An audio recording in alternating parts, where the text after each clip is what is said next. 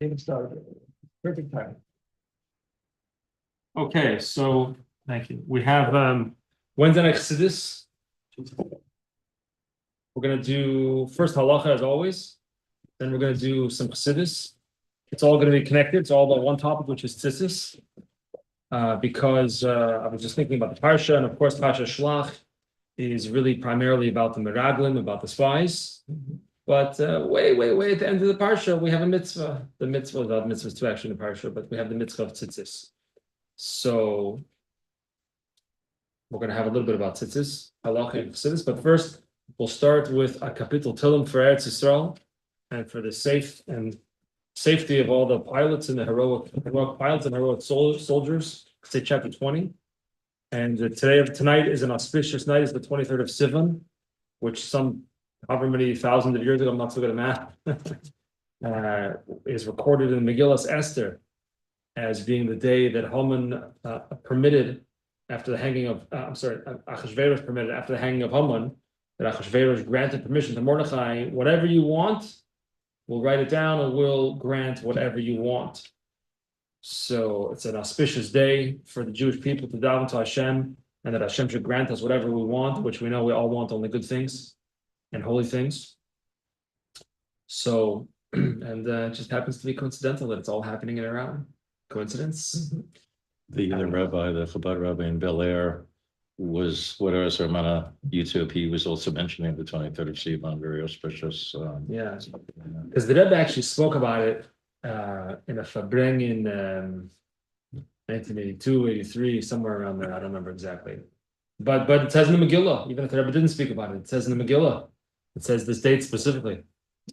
Okay, anyway, we can start chapter 20 on page 25. We'll say it together. Lam Natseach, Mizmor LaDavid, Ya'ancha, Rinai, B'yom, Tzara, Yisagevcha, Shem Elahei, Yaakov, Yishlach, Ezercha, Mitoidesh, Mitzion, Yisadeka, Yizkov, Mukhisecha, Be'iloscha, Yidash, Nesela, Yitemcha, Chibavecha, B'chol Atzoscha, Yemale, Neranana, B'shuasecha, Uveshem Eloheinu Nidgoil, Yemale, Adonai, Kol Mishaloi Secha, Ato Yadaiti, Ki Oshia, Adonai Mashichoi, Ya'anehu Mishmei Kodshoi, Gibburois, Yesha Yaminoi, Eile Varechev, Ve'eile Vasusim, Va'anachnu B'Shem Adonai Eloheinu Nazkir, Heima Koru V'Nafalu, V'anachnu Kamnu B'Nisoi Dod, Adonai Hoshia HaMelech Ya'anehu Yom Kareinu.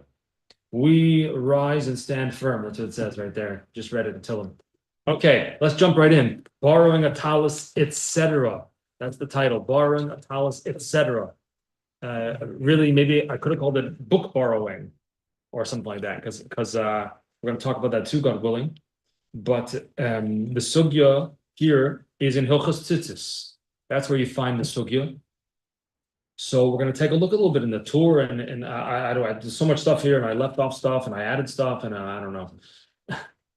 I think we need more time for Halacha. There's so many interesting things. I know, and I tried to get it on one piece of paper.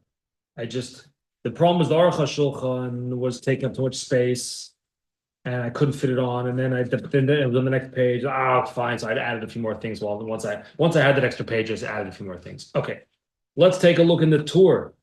The codification of Jewish law, written by Rabbeinu Yaakov ben Osher, known as the Baal HaTurim, or sometimes just the Torah. He also wrote the Pirush Lachumish, the Turim, the Baal HaTurim. He was born around 1270 and died 1340. His father was the Rosh, Rabbeinu Osher ben Yechiel, the Rosh. The Torah was probably, according to my very brief research, probably born in Germany, in Cologne, and passed away in Toledo, in Spain. So he says as follows. This is right at the beginning of Orach Chaim, Siman Yud Daled, as you see, I wrote there 14. OC, that's Orach Chaim 14. Siman Yud Daled, really towards the beginning, Hilchos Tzitzis, and it begins on the right side, Sif Daled. He writes, V'litol talus chaveru v'lo daitoi. If you want to borrow your chaver, your friends or your colleague or whoever, your acquaintance's tallis, without his knowledge, ulevarech aleha, and to recite a blessing over it. Now, this is a whole world in and of itself, by the way, is reciting a bracha on a borrowed tallis. We're not going to get into that tonight because then we need more than half an hour and we probably need more than an hour. But it is a very relevant question. If you get an aliyah, for example, in shul and you want to wear a tallis, do you say a bracha on the tallis? It's a big shayla. Or let's say you're by a bris, and all of a sudden they call you up. Oh, we want you to have a kibbud by the bris, and the moil says to you, you have to put on the tallis. Oh no problem. So you borrow the guy's tallis. You have to say a bracha on the tallis. The whole shayla. We're not going to talk about that tonight. So leave that aside. Litol tallis chaveira b'lo daita. You want to borrow your friend's tallis. Doesn't have to be your friend. Without his knowledge of vorach say a bracha. Yesh oimim shul mutter. Not mutter to say the bracha. That's a separate discussion again. Mutter permitted to borrow his tallis without his permission. Some say it's mutter. What's the svara? What's the reason why I can take stuff without people's permission? Didn't your mother teach you not to take things that don't belong to you? So says the Torah. We have a principle, we have a klal in Halacha, which is brought in the Gemara. People like it when you do mitzvahs with my possessions, with my mammon, with my money. Meaning my tallis cost me money. So it's considered money. So for you to use my tallis, i.e. use my money, great, no problem. I'm happy you should do mitzvah with one of my possessions. No problem. I'm happy with that. That's the klal. Okay? Provided that, says the Torah, bilvad, provided that, sheyikpol oisa imam mitzvah mekupelas. Very interesting. You got to fold it back if it was folded when you took it in the first place. You have to fold it on the creases or not on the creases. Doesn't matter. Fold it back the same, different, doesn't matter. We're going to get to that actually. But we see that he wants you to leave it as you found it, which is, of course, a good principle in life in general. Leave things the way you found them or improve them. The Bach, who's on the page of the Torah. Usually we're looking at the Beis Yosef. I have a Beis Yosef next also, the Bach. Bach stands for, my son asked me the other day, my son, I'm not going to name him, because I'll get upset if I name him, because he might be listening. Not on the live stream, but in the room right now. So I'll just say when he asked me, do I know the Bach's name? So I said, yes, I do. It's Yoel Circus, not Circus. Circus, like Soros. Circus, Soros. But there was a famous Chassidish Rebbe named Leib Soros. It's not Soros like George Soros. I shouldn't even say his name. Not like Soros, S-O-R-O-S. It's like Soros. Okay. The Bach was the old circus. Then my son asked me, then why is it called the Bach?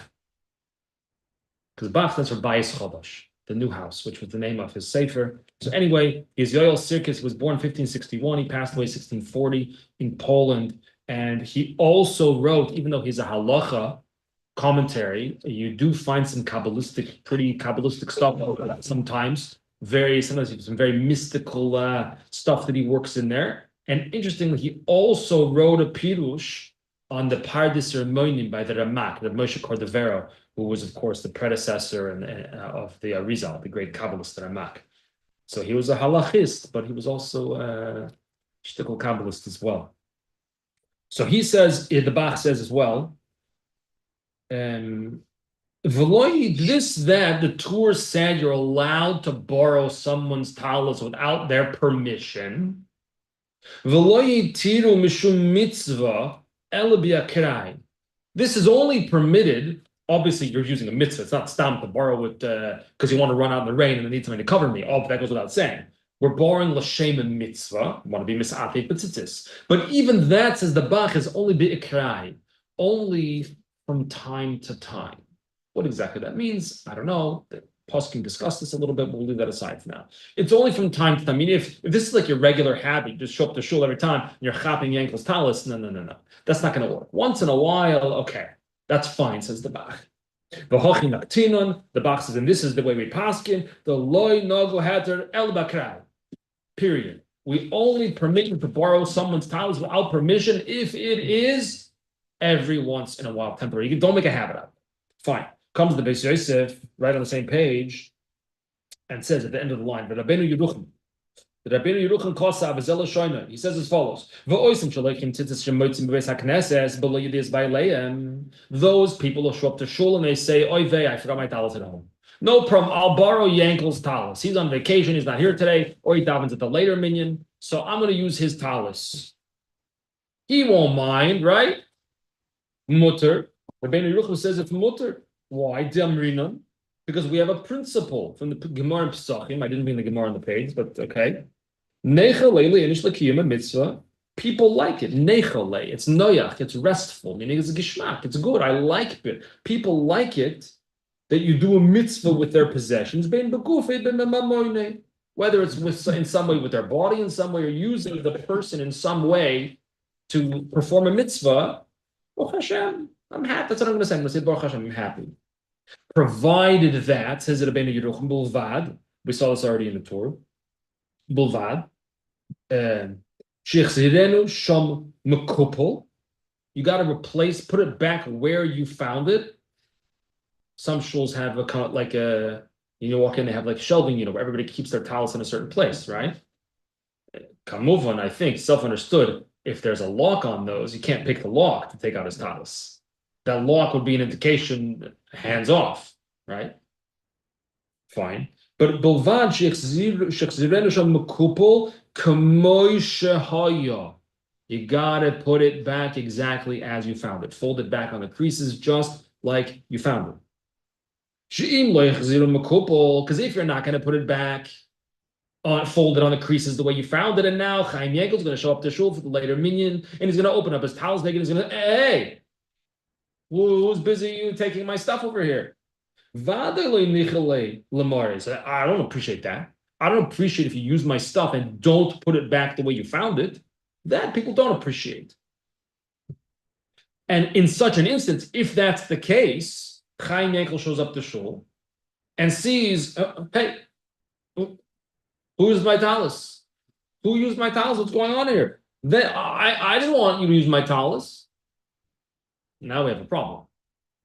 What's the problem? Says the Beis Yosef, v'hevele shoyel shalei midas. Now you've borrowed something without permission. Are you allowed to borrow things without permission? No, of course not. In fact, what is it called when you borrow something without permission? A little bit of theft. A little bit of a theft. A little bit of a thief. The heve gazlan. You're still a thief. A little bit of a thief. What's going on? V'alei omar akosu uboitzea beirach niyat Hashem. The pasuk says, and it's interesting, this pasuk actually in Tillim is also brought in Gemara Sanhedrin, towards the beginning of Gemara Sanhedrin, and it's brought there in the context of boitzea beirach. Boitzea means to split. It's brought there in context of dayonos, when you have a case in Beis Din, that whenever possible, a dayan wants to try to make a compromise, at least when it comes to dinei mominus, monetary laws. That's so in the Gemara Sanhedrin, it brings this pasuk in Tillim, l'shem boitzea.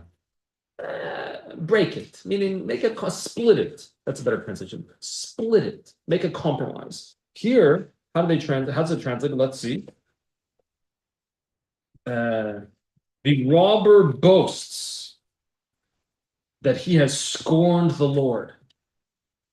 So the person who borrows, quote unquote, borrows without permission is actually a thief. And the pasuk says the robber boasts that he has scorned Hashem. That's not very good. Ad kan l'shoyme, that's at Rabbeinu Yerucham. Zok the Beis Yosef v'chein, and by the way, says the Beis Yosef, that this opinion of Rabbeinu Yerucham also seems to be v'chein nida shudas harosh, who was the father of the Tur, right, that we mentioned before. This is also the opinion of the Rosh. Shekosov b'perikol habasar, that it says over there in perikol habasar. Anyone who learns smicha is familiar with perikol habasar. It's often just written as chaf hey kol habasar, because this is a yesoid. It's in Masechet Chulin, yesoid habasar, the cholov and taruvos, and the halach is there. V'nogol is ati v'tallis shechavero. He says that it's customary. This is what the Rosh says. You could wear your friend's tallis. Says the Rosh, afilu below yediyah, even without his knowledge, without his permission. Why are you allowed to do that? Says the Rosh,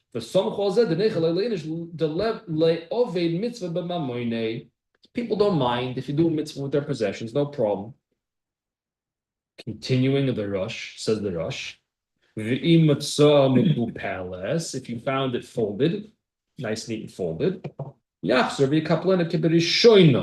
says the Rosh, put it back exactly as you found it. Put it back on the creases. Because if you don't do that, then again, the guy's going to show up in shul and say, hey, what are you doing? Zok the Beis Yosef, V'chein amod debar, and that's what people do. So you could borrow the tallis. You could borrow someone's tallis, but you gotta put it back where you found it. It's almost like the idea is put in such a way that they wouldn't know. Almost sounds like that, doesn't it? So this question is that the yesod here, if I understand it correctly, is that even if they did know, they wouldn't mind if you use it. Nechel leila imish. Can I borrow your tefillin? Sure, of course. Oh, can I borrow the tefillin? I want to say, of course you can borrow my tefillin. You want to say tefillin? You want David Hashem? Use it? No problem. We're going to get into books. We're going to get the Svarim soon.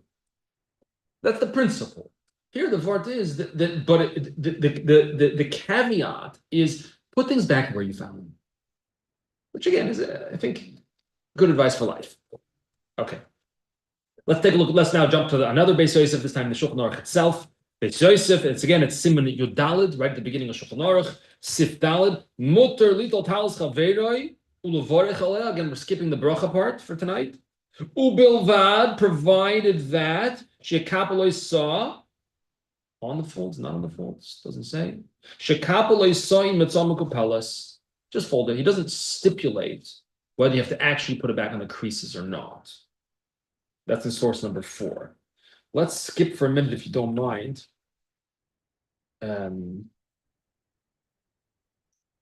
Let's skip for a minute if you don't mind. Yeah. To source number 9, the Mishnah Brura. Shekapeloi saw. You got to fold it. And the Shulchan Aruch does not stipulate if it matters if you fold it back on the lines. Says the Mishnah Brura, Kikipulo Arishan. Put it back exactly as you found it. Uva Shabbos, this was a topic we did once before, Yikapelos of Veloy Kikipulo Harishan. Fold it, but not on the creases, because that's a separate issue, which we had a class on that one time. Mogen Avram, Mekel b'Shabbos shelo lekapel klal. The Mishnah verse says the Mogen Avram says if it's Shabbos, you don't have to fold it at all. Why? Because then you're entering into questionable halachic territory if you're allowed to fold the tallis at all on the creases or even not on the creases. That's a different shiloh. So the Mogen Avram says you don't have to fold it at all.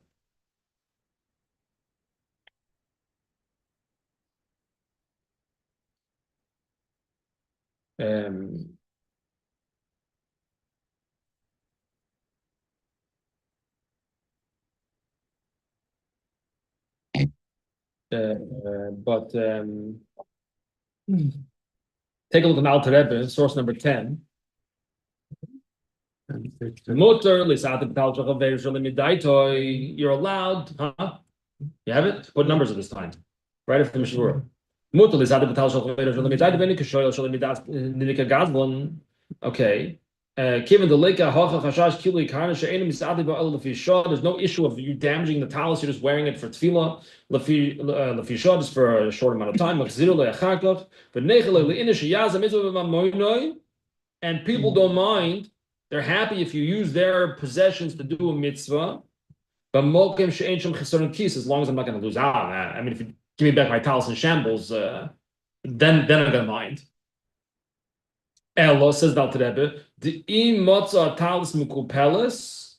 if the tallis is folded when you took it, you got to fold it again.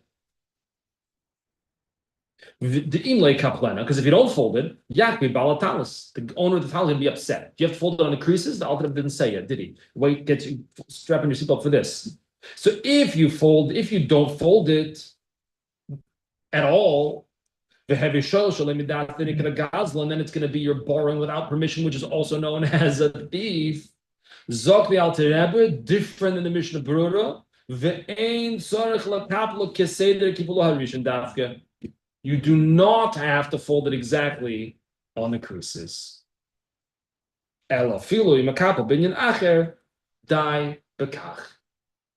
Just fold it. So we have a difference of approach between the Mishnah Brura and the Alter Rebbe. You for sure have to fold it if it's folded when you took it. According to the Mishnah Brura, He paskins you must fold it on the creases. According to the Alter Rebbe, not dafkin. Just fold it, just put it back nicely. By the way, clearly the world follows the psak din of the Alter Rebbe in this case, because if anyone's ever borrowed your tallis, like we have, I think 4 talisim over here, they were all borrowed today. But young people wanted to wear a tallis and put on tefillin, and none of them folded it back the way it's supposed to go. And never have I ever lended anybody a tallis, which I've done many, many times. Never has anyone ever folded it exactly on the creases. So clearly we pass. Maybe that's this concept of people being neater. Some people are neater than others, and it would be more automatic. I could see like with one of my kids, it would be very, very, to and put it the others, exactly. not so much. No. Yeah, maybe you're right. Yeah. Maybe you're right. Okay, in any event, we have the Alter Rebbe. Okay, let's go back to the first page, the Prima Godim, source number 5. The Prima Godim is Yosef ben Mer To'oimim, literally means twins. He was born 1727, passed away 1792 in Galicia. Then was Poland. Today, apparently, where he was born is Ukraine. The Prima Godim is a super commentary, not a super commentary, although it is a super commentary. You know the difference? It's a commentary on a commentary. Oh, he's a commentary on a commentary. And there's actually 2 Prima Godims if you look in the Shelach. There's the Eshel Avram and there's the Mishpatzos Zohov. The Eshel Avram is a commentary on a commentary written by someone named Avram, the Magen Avram. And the Mishpatzos Zohov is the commentary written on the Turei Zohov, on the Turei Zohov, the Taz. Fine. So, Prima Godim source 5 says Tallis Ayin Mogen Avram. Oh, I didn't put the Mogen Avram on the page, did I? I did not. Okay, fine. What does he say? Why didn't I not put it on the page? Mistake. I meant to put it on the page. Okay, I didn't. Davke be'ikrai. You can only borrow the Tallis if it's a time-to-time thing, not if it's all the time. Halav hochi delem miskalkel. K'mos svarim. Oops, we forgot to do the Rama. That reminds me now. So we skipped and then I realized it. Because I skipped to the Mishnah Berurah, now I realize we forgot to do the Rama. We're going to see the comparison to Svarim in a second. We're going to go back to source 4. He said you can only borrow the tallis from time to time. Why? Because if you borrow it every day, what's going to happen? What are you going to do to his tallis in the end? You're gonna wear it out. It's going to wear it out. It's going to get stained a little bit and it starts to wear out. And that's like Svarim. That's like borrowing a sefer. What's with borrowing a sefer? Go back to source number 4, the Shulchan Aruch, the Ramah, specifically in the Rashi script. V'huadin b'tfilin, he says you could also borrow tefillin of someone without their permission. Avol osir lul min misvarim shachaveri b'lei daitoi. It is forbidden to learn from someone else's sefer without their permission. Why? Simple. The chayshina sheyikra isoi b'limuda. When you're learning, you're excited. It's such a gishmaka Shulchan Aruch, such a gishmaka piece of Gemara. You're gonna mamish. I tore the page in your book, I'm sorry. So based on that, says the Prima Godim, that if we're concerned that you're going to damage the guy's sefer, and then he ain't going to be so happy anymore, so too we're damaged. We're concerned you're going to damage his tallis, which is why we only permit you. He's explaining, remember, he's a super commentary. He's explaining the Mogen Avram, who I forgot to put on the page, who says you're only allowed to wear the tallis bi'ikrai, which is from the Bach, by the way. The Bach brings that in source number 2. Temporarily, from time to time. If you wear it regularly, then you have the same problem you have with Svarim. You're going to damage his tallis. Not fair. Does this make sense what I'm saying so far? It's good? Makes sense? Fine.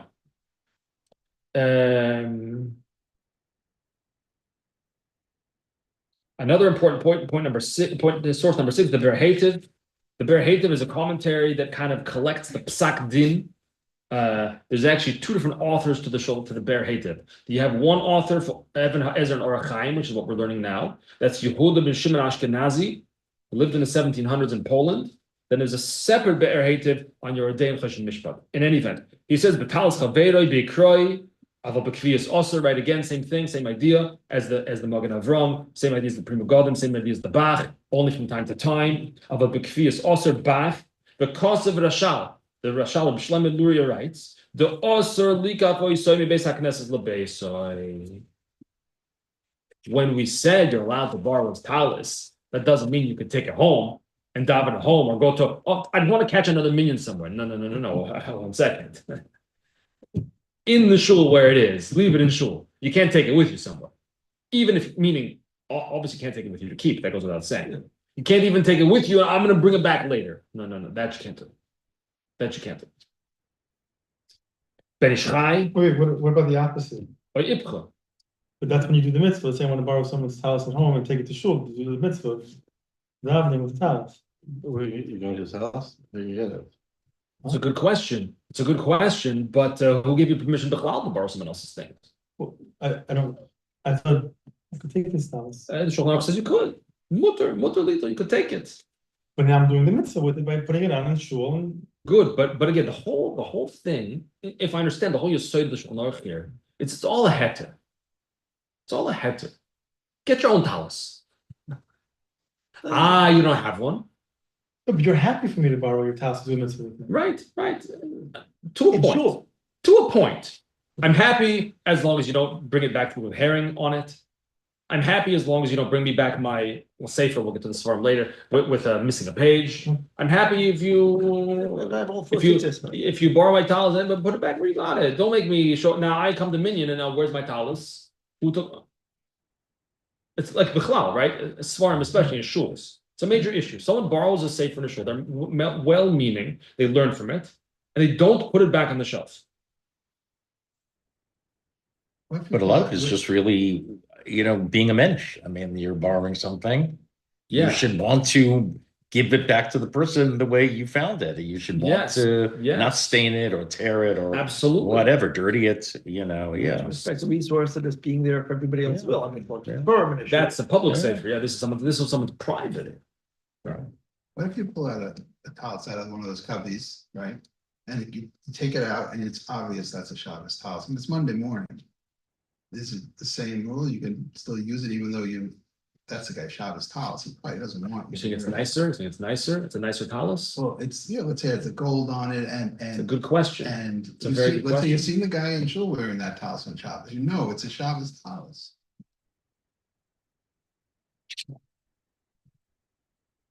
That's a good question. Let's take a look at the Ben Ish Chai. Number, so I actually saw your question, I think somewhere specifically. I'm looking at some page. Yeah, but it's used for Shabbat. Now you're using it for Chol, so that's also maybe a thing. Okay, I don't know. Let's take a look at the Ben Ish Chai. 1832 to 1909, Baghdad. That's not in Iran. Close enough. Okay. Bisman hazeh chazinim, rubo de almo kapti. Nowadays, most people do mind. Most people are makpi. Most people mind. Don't take my stuff. Get your own talis. Most people mind. I don't want you to wear my talis. I don't want you to wear my tefillin. Get your own talis. Get your own tefillin. V'lochein, says the Ben Ish Chai, ein likat min hashamish tzitzis v'tefillin shel hachedim shalom das bailing.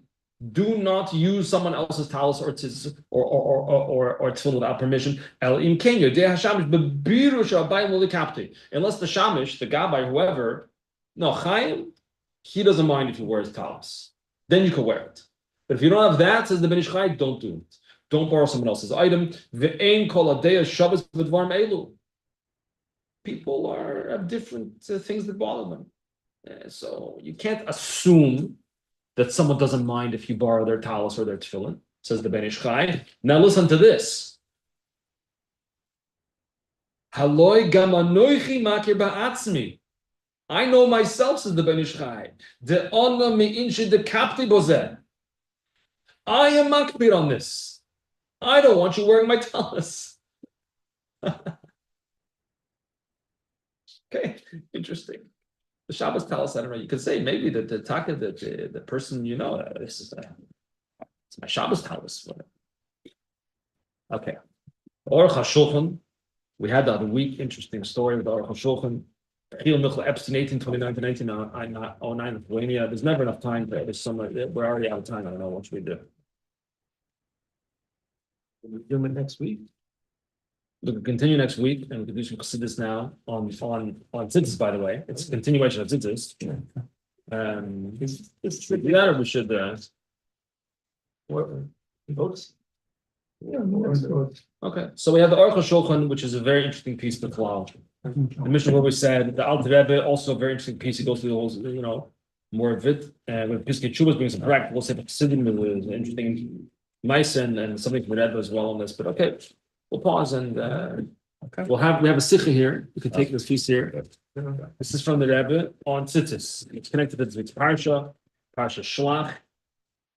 So we're pausing the borrowing, and maybe if I have time, we can add more sources. I already printed the source sheets. I don't want to. But I can print out more pages maybe.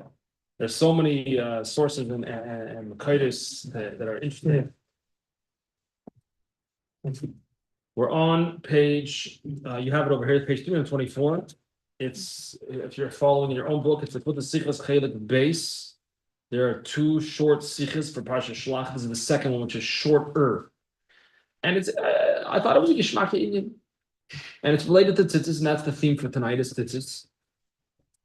And next week, I guess we'll continue the halacha. What's the practical? So Taka, can you borrow someone's Tallis? What about a sefer? We saw the Ramah, not to borrow a sefer. Could you borrow a sefer? Some want to say a siddur is permitted. Machzer, how's that different? That is a sefer. We'll get to it, God willing. But we're on the bottom paragraph, which is Ois Vov in this Parsha for Sichos. Sikha for Parsha Shelach, basically put the Sikhs. Steht in Medrash as Moshe Rabbeinu gesagt zum Eibishter. Says in the Medrash that Moshe Rabbeinu said to Hashem the following: Was ist die Peula von dem, was die hast gegeben die Jiden Torah mitzvahs? What was the point of you giving the Jewish people Torah mitzvahs? What are you trying to accomplish over here? The Jewish people who you gave the Torah mitzvahs to are in Queens. And even a couple thousand Jews in Iran, I think, no?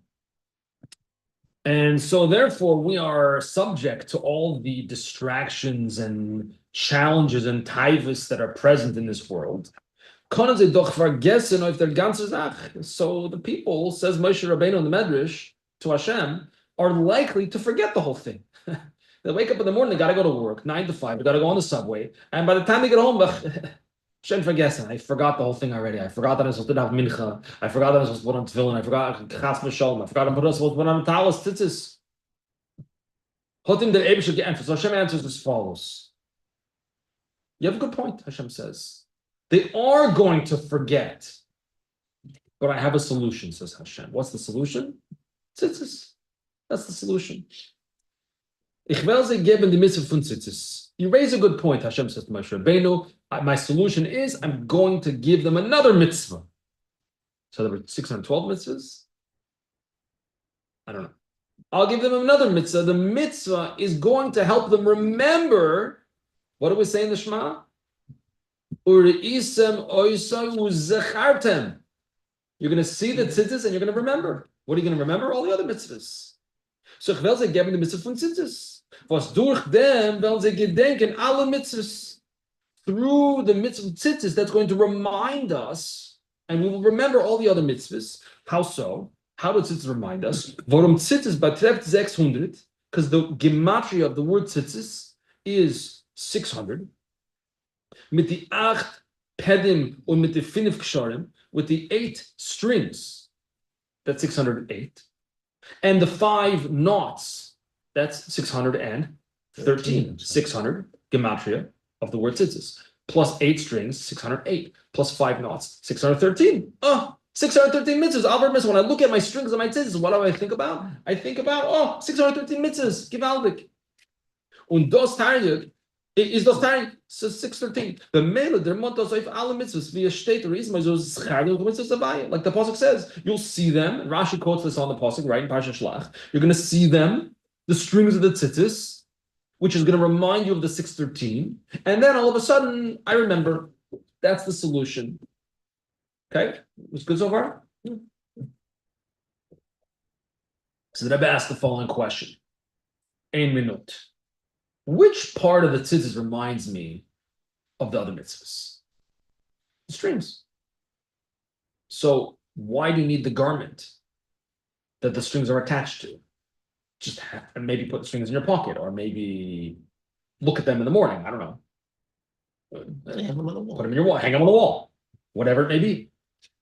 So in Plug is over in the Verstand, the Rebbe says, what's going on over here? Wie bald is die Sache von Tzitzis ist so auf der Monen die Mitzvah ist zu was darf man a Tallis? Since the whole point of the tzitzis is to remind us of the mitzvahs, and that reminder is in the strings, so why do I need the tallis? Meaning, why do I need the garment part of it for? Just to hold them? Put them on the table, put them on the wall, put them in your pocket, whatever. The ikr is that the tzitzis was zeder monana if the entire mitzvahs kanal. The main thing is the strings, the strands, as we mentioned. Hat man doch gekent nehmen die tzitzis allein und zu was darf man a tallis? We could have just had the strings alone. Why do I need the garment? Nor the pshat is in them is. The pshat is as follows. As tallis is machif. Tallis is a transcendent thing. Tallis surrounds the person. It's not like food. It's not like, and it even surrounds, it's a tallis very big, surrounds you in a large way. It can surround anybody.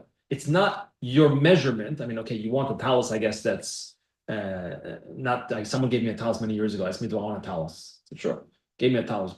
He wore it a few times, practically brand new. I don't know why I got it. Perfect. It's Chabad tallis, very nice. Massive. Enormous. I wore it for a while, but this is ridiculous. It's so big. Okay. But in general, does the tallis need to be your size? Not really. You just wrap yourself in it. So in Kabbalah, it's called the concept of makif. Makif literally means to surround. Could also mean to transcend, to be beyond. So the concept of the garment, the tallis, that is the beged, is that it's beyond you. It's above you. It's not food that you eat and internalize and goes inside you. Notice it's a levush, it's a garment that surrounds you from the outside. You can't take it in, you can't internalize it or swallow it, so to speak. So what's the point?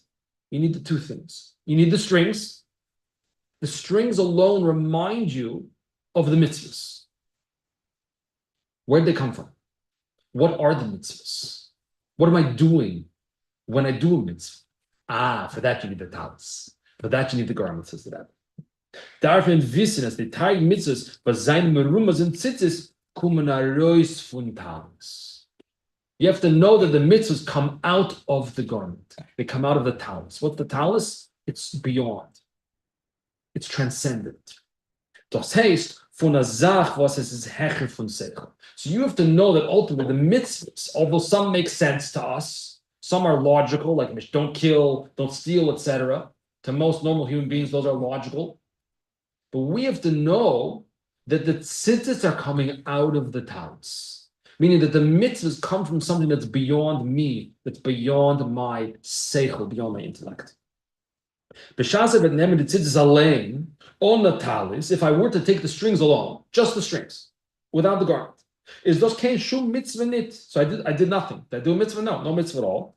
When it's der mont im I've garnished, and it reminds me of nothing. Nor b'shas nimmt on die tzitzis, wie sie hängt ab von tallis. Das heißt, als weiß und anerkennt, als die ganze Sache von dem Mitzvahs kommt von einer Sache, was kommt, das in ganzen nicht begreifen, dann ist das a mitzvah. What's the mitzvah? The mitzvah is not that there are commandments. The mitzvah is to know that the commandments, that is, which is alluded to in the tzitzis themselves, the strings themselves, come out from the tallis. They come out from something that is beyond me. That's the mitzvah. That's how, it's not just to remind me that there are mitzvahs. It's to remind me that there are mitzvahs that come from beyond, that are beyond my ability to grasp. They're beyond my intellectual capacity. Again, even though certain mitzvahs maybe I could understand to some extent. So that's why you need the garment, to remind you where the mitzvahs come from. Continuing the Sikha, Zion. Some say Parshat Tzitzis state, at the end of Parshat Tzitzis, in Parshat Shelach, it says, I am the Lord your God, who took you out of Egypt. We could make a cheshbon, an accounting. As their derech ha-Torah is a hebech from derech ha-olam. I think Torah is the opposite of everything else in the world. When man by ihm soll hitten Shabbos and Yom Tov, und Moshe sei nur dazu mechol alakoyde, b'shas hat konkurrent, how do you pronounce that word? Konkurrentin. It's like competition. in competition from Goyim. Person might think, you want me to keep Shabbos? You want me to keep Yontiv? You want me to even to be Moisif Michol on Shabbos? You want me to take Shabbos in even a little bit early? You want me to do mitzvahs and learn Torah? Come on, there's competition out there. I got to compete with all the Gentiles in the world. There's a couple billion Gentiles. I got to make a buck. I got to compete with them. So if I'm going to take off Shabbos, I'm losing the competition. How am I going to make a parnasa? As oifständig in their free, we demand, the Torah demands from a person that as soon as he gets up in the morning, what do you do first? Run to work? No. The first thing you do is you go to shul and you daven. Und noch learn in the shir. This is reminiscent of the mimer we learned from Friedrich the last number of weeks. And after you daven in the morning, what do? Sit down to learn a Mishnah. Don't rush, don't run away, don't rush. Learn a Mishnah first. Und erst nachher kann gain in the business. Then after that, you can go to do your business. Go to work. But the first thing we do is we dedicate the morning to Torah and mitzvahs, to daven. Don't rush out. There's time in the morning to begin the day in a way of kedusha. You look around the world, but I need to get a head start. There's so much competition. Wouldn't it benefit me if I just got out of the starting blocks a few minutes earlier? The answer is no, it won't benefit you. That's not the way Torah works. Und sehen dich schon in the business, and then, by the way, it doesn't stop there. Now you're at work. What do we demand in the middle of the workday? Mincha. Mon men ba'im as in mitin tov. B'shas dem rechten koch from business. Right in the middle, the smack dab in the middle of the day. In the summer, it's not such a big deal, right? But especially in the winter. Zoller out oplossen, you got to leave everything aside. Und gain daven mincha. Was das is doch der goydel hachavibus from mincha. That's, by the way, what makes mincha so special, so unique, is that it's dafke in the middle of the day. You got to stop what you're doing. Shachris, no, that's easy. You wake up in the morning, you go down. Okay, no. But to stop what you're doing in the middle of the day, no matter what kind of business dealings you have, no matter what's going on, that's hard. It brings mincha, real chashivus. Und nachher, by nacht, and now comes nighttime, you're still not off the clock. One ban by Yemer zol daven ma'ariv, and later kiddush mashal amita. We say no, go to shul daven ma'ariv, and then say kiddush mashal amita before you go to sleep. I heard a story from Velvel Green, who passed away a number of years ago already. He was a scientist at the University of Minnesota, and he was not religious, very traditional Jewish. He came to Queens, and we brought him for a Shabbaton in 2005, very long time ago. I'm friends with his son Shmuley, married to Yisrael, we're friends. His son Shmuley lived in New Jersey. Well, he grew up in Eretz Yisrael, lived in New Jersey, but actually recently moved back to Eretz Yisrael. I just texted him today to see how he was doing. But anyway, his father told me, it's a well-known story. He didn't just tell me, he told many people the story, that before he came close to Yiddishkeit, he was in Minnesota. The Lubavitcher Rebbe sent a shliach to Minnesota, Moshe Feller, Salangiyun. The Moshe Feller. And somehow Moshe Feller got his number, called to meet him, a choshev, a professor. He worked on the program from NASA to discover life on Mars. It's a whole interesting thing. He asked the Rebbe about it. He asked the Rebbe, should I do it? Interesting, the whole discussion about it.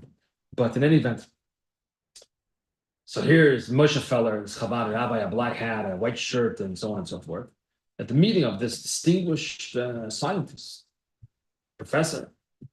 All of a sudden, Moshe Feller says, looks out the window, stands up, puts on a gartel, faces the wall, and starts doing this. Moshe Feller, and this Professor Green is sitting there. What do you think this is? You came to meet me. I'm the scientist, the professor, just like this. What are you doing? So he was taken aback. So I think afterwards he asked me, well, what did you do? He said, the sun was, I looked at the window, I saw the sun was setting. That doesn't wait. So Professor Green, Velvet Green said in the end, this had a very big impact on him. That nothing was more important. Doesn't matter who you're meeting with, doesn't matter what you're doing. Time to have mincha, shoin, daven mincha. That's what you have to do. Okay, continuing the sicha. So then you have to daven ma'ariv at night, and it doesn't stop there either. Euch ment men bei ihm, soll sein abgehit von Geneva Geselo no. Yeah, so it's cool. We also have to, by the way, don't steal, don't rob, don't cheat in business. Basic. These are the basics of Yiddishkeit, right? Don't cheat in business. Don't steal. Don't trick people. Don't encroach on someone else's property. That's the opposite of the way business. In business, business means cheat when you can. When you have a way in, that's the whole way of business. No, don't do it. Don't do that, says Torah. You're gonna have a question. You want me to live my life like that? The other guy I'm competing with, he's going to do everything possible to get ahead in business. I'm not allowed to do that. No. The other guy who's in the middle of the deal, in the middle of the day, meeting an important meeting, doesn't have to go down mincha. I have to go down mincha? Yeah. Okay, that's what Torah wants from us. If them zokter and safe parsha Tzitzis. So to answer this question, the Torah says in the end of parsha Tzitzis, in this week's parsha, vos der in von Tzitzis is l'mayla matamadas kanala. The whole cause of the Tzitzis, which is to remind us of the mitzvahs, the whole thing comes from the garment, comes from the beged. The garment is makif, it's transcendent, it's beyond you. The whole concept of a mitzvah from Hashem is it's not about you, it's not about what you understand and what you don't understand, it's from the beyond. Doesn't make sense?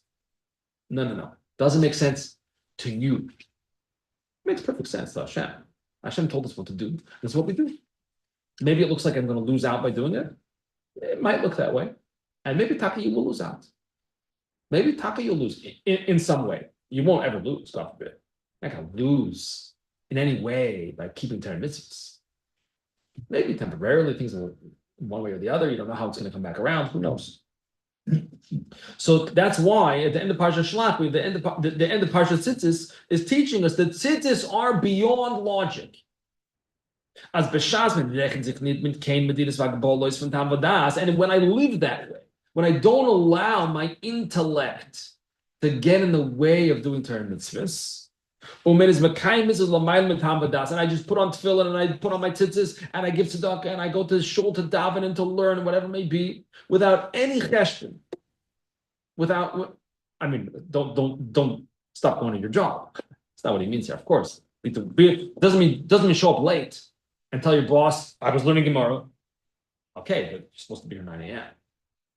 No, so get up earlier. But don't let the world around you, so to speak, stare. Don't let it interrupt or get in the way of your mitzvahs. Not at all. Chas v'shalom.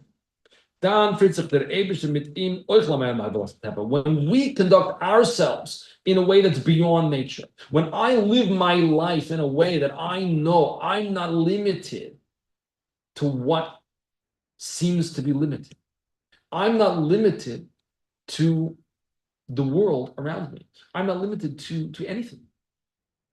So Hashem responds in kind. That's the way you live? No problem. It must be the Yidden are living miraculously these days. Because Hashem is making mamish miracles unfolding in front of our eyes. Purim, I feel like it's happening right now. We're watching it unfold. We must be doing something right. We must be living miraculously. Hashem is giving us these miracles, Pashid, unbelievable, tremendous. That's why the pasuk says, "I'm the Lord your God that took you out of Egypt." Meaning, we spoke about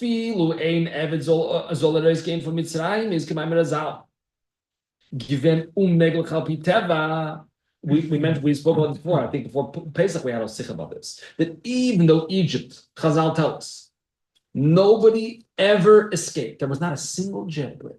Not one Yid managed to get out of the clutches of the Egyptians. Nobody. Impossible to get out. It was impossible. And what happened in the end? God snaps his finger and says 600,000 men, not including the women and the children, leave Egypt in broad daylight. The impossible. Not only that, but we went with Rechush Gadol with tremendous wealth. We looted them. We took all the stuff.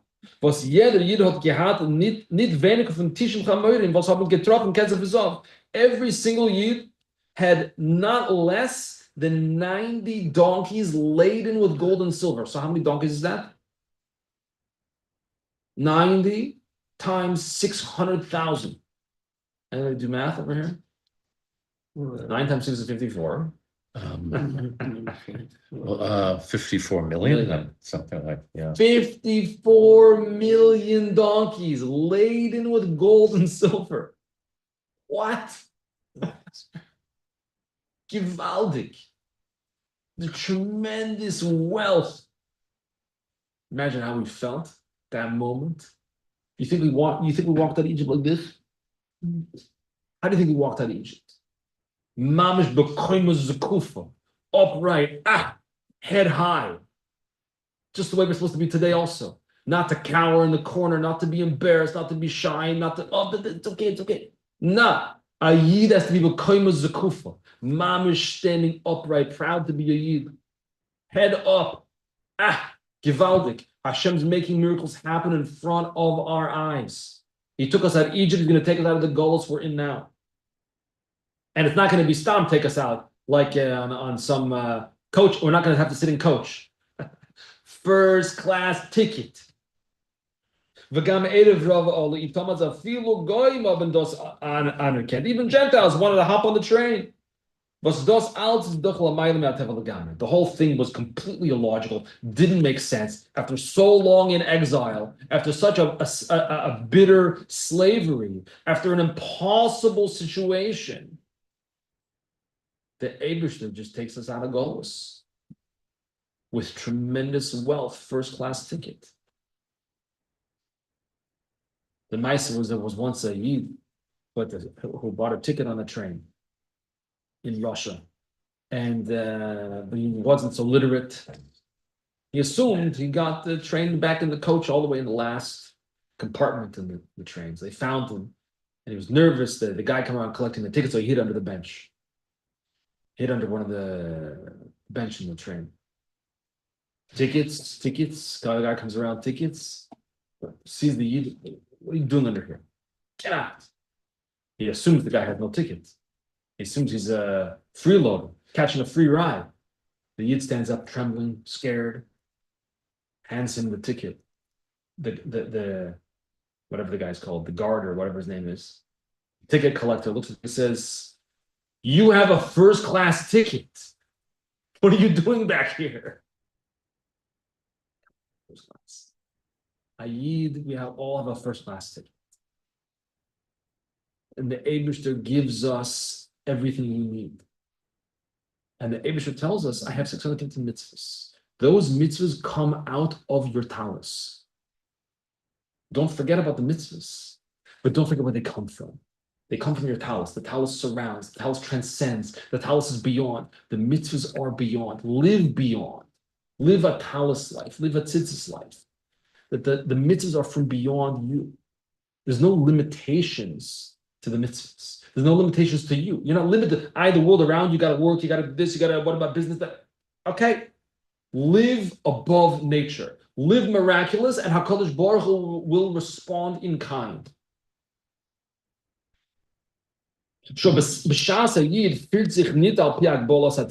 When we live our lives in a way that's not limited by nature, when I live beyond, when I live elevated, when I live above, then is ani avai Elokeichem asher tzeitzis Mitzrayim. That's when it's going to be. Hashem says, "I'm the Lord your God who took you out of Egypt." As that Hashem is going to be mashpia. He's going to grant us. He's going to give us an overflowing of success and blessings in all areas of our life. In our shalom bayis, and with our children, with our parnasa, with our health, emotional health, physical health, everything, also in a way that's totally beyond. So that's why the tzitzis need a garment. Because without the garment, you're lacking the entire inyan. All you have without the garment is a reminder that there are actions. There are things to do. So what? That's not the word of tzitzis. The word of tzitzis is there are commandments from Hashem that are from the beyond, that are from above, that are way beyond you, that are way beyond the world, that are beyond everything. So live that way. We have the opportunity to live beyond, to live elevated. And when we live elevated, Hashem elevates. When we live miraculous, Hashem responds with miracles. Questions or comments? So it's the 23rd of Sivan, the day in Megillas Esther, that HaKadosh Baruch Hu, working through Achashverosh, which sometimes, in Megillah, sometimes he's called HaMelech Achashverosh, sometimes he's just called HaMelech. And the Kabbalah, it's explained that HaMelech means the king. Right? That it's the day that the king granted through Achashverosh, whatever, the king, that Mordechai could request whatever he needs. So we all know what we need. We need, of course, Mashiach. Not because my bank account is too low, that's not why. That'll be good too. But we need Mashiach because of what Mashiach's going to bring to the world. He's going to bring peace, he's going to bring harmony, he's going to bring the Beis HaMikdash. So Mitzvah Hashem, hopefully it'll be this very 23rd of Sivan. I imagine that the hires up in Eretz Yisrael know about this as well. I'm sure that those who need to tell them have told them about it. Oh yeah, you have confirmation of that. And it's all too I don't want to say it's perfect. It's not perfect. We still none of this erases the tsaros and the suffering and the difficulty we've had these past 2 years or whatever, however long it's been exactly. But we're due somehow, miraculously, these heroic pilots, these heroic soldiers are doing something that either no country wanted to do or no country was able to do. I don't know. How in the world did it's mamish miraculous. Just fly over Iran, no problem. Smooth, go on, just fly. You want to take your airplane and fly into Iran, no problem. What? And they had I mean, even the airspace they're flying over Syria, and Syria is not, And they're letting it, let it go. And It's all these, miraculous. First of all, we have to see the miracle, we have to recognize the miracles, and let's Pasha start living that way. Right. This is Parsha Shelach, the conqueror Israel. Aloy Nala, we could do it. We could go out there to Israel. This is the Parsha. This is the week of Gimel Sivan, and the mamish miracles, mamish happening in front of our eyes. So God will be Zoche, the Mitzvah Hashem, the core of mamish, the ultimate miracle, the coming of Mashiach. Hopefully before Shabbos, even though we have a Fabrengen planned for Shabbos, we have a Kiddush planned for Shabbos, it's fine. It could take place in Yerushalayim. It'll be fine. The herring will get there, whatever. I'm sure it'll work out okay. Not too worried about it. But thank you everyone for coming. And I guess we'll try to continue the Tzitzis discussion next week a little bit. And we'll either expand it or we won't, but see what happens.